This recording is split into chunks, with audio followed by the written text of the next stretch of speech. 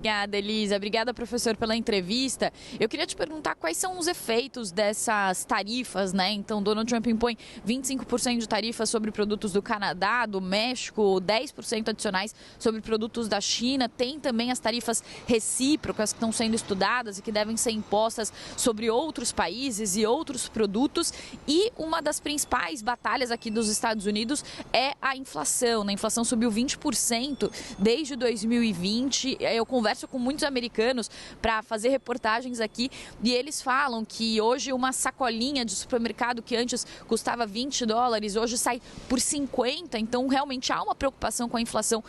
Por aqui, Donald Trump diz que essas medidas podem ter um certo custo no curto prazo, mas que no fim das contas não devem afetar de forma dramática a inflação. Queria saber qual que é a sua opinião, professor, e se essa inflação, e se a inflação não ceder, se isso pode ter impactos também para a popularidade do governo Trump. Você sabe que o governo Trump tem 2 anos, basicamente, para ter resultados políticos e econômicos. Porque daqui 2 anos você tem a famosa eleição de meio de mandato, em que ele pode realmente perder a maioria, tanto na Câmara de Deputados como no Senado. Então, o que nós notamos é que Trump tenta aí criar todo um arcabouço justamente para justificar a sua atuação como presidente neste segundo mandato, que ele entende que foi mais ou menos uma herança depois daquele atentado que ele sofreu. Agora, todos os países, obviamente, afetados pelas medidas protecionistas, vão querer carregar um pouco nas medidas que tomarão contra os Estados Unidos como forma de reciprocidade.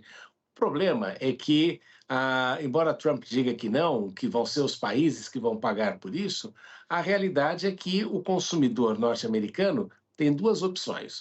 Ou ele para de consumir o produto, ou ele passa a consumir um produto semelhante vindo de outra parte do mundo, ou feito mesmo nos Estados Unidos com um preço mais caro. E aí é que vem a grande dúvida. Se não houver um fornecedor que consiga substituir no mesmo preço e modalidade aqueles produtos que vêm da China, eventualmente isso vai ter um custo e isso vai ser refletido em toda a cadeia produtiva norte-americana e também para o consumidor que vai sentir os efeitos disso.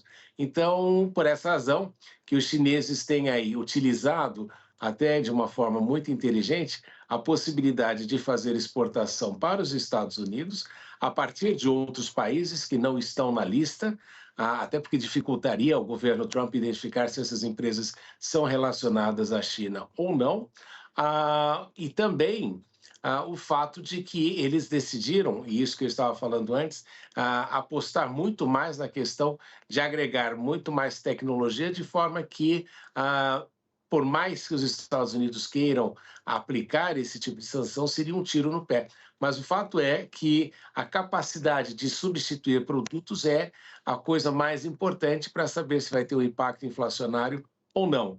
Considerando que hoje em dia os Estados Unidos têm aí uma dependência da China, é provável que isso tenha um impacto sobre o bolso, no bolso do contribuinte norte-americano.